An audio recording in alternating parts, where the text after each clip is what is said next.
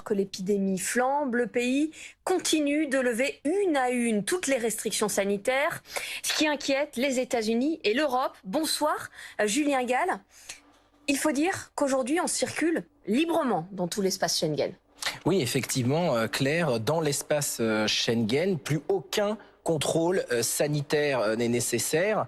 Les voyageurs n'ont plus de formalités en réalité, mais quand ils voient la situation actuelle en Chine avec la flambée de l'épidémie, la levée des restrictions, eh bien, de nombreux pays européens s'inquiètent. À commencer par l'Italie, le ministère de la Santé italien a annoncé que des tests antigéniques allaient être de nouveau obligatoires pour les voyageurs venant de Chine et arrivant sur le territoire. En France, Emmanuel Macron a demandé aujourd'hui même au gouvernement de trouver des mesures adaptées pour la protection des Français. Il faut dire qu'en France, depuis le 1er août 2022, les voyageurs étrangers n'ont plus aucune formalité. C'est la loi qui met fin au régime d'exception. Mais dans cette loi, il est également écrit que jusqu'au 31 janvier 2023, un test négatif avant l'entrée sur le territoire peut être demandé aux personnes de plus de 12 ans dans le cas où un nouveau variant apparaîtrait.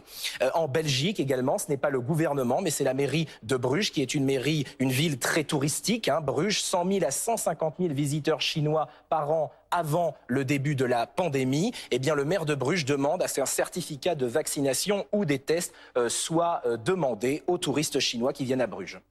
Julien, ailleurs dans le monde aussi, des pays commencent à prendre des mesures. Effectivement, regardez, d'abord il y a le Japon et l'Inde qui ont annoncé qu'un test PCR serait désormais obligatoire pour les voyageurs provenant de Chine occidentale. Au Japon, ça va être mis en place ce vendredi, mais en Inde, c'est mis en place déjà depuis 4 jours. Il y a les États-Unis qui a annoncé ce soir même qu'un test négatif serait obligatoire à partir du 5 janvier pour les voyageurs qui viennent en avion de Chine. Le gouvernement américain qui dénonce le manque d'informations données par le gouvernement chinois sur la situation épidémique dans le pays a noté que ce test négatif sera un test PCR ou un test antigénique à présenter donc aux États-Unis.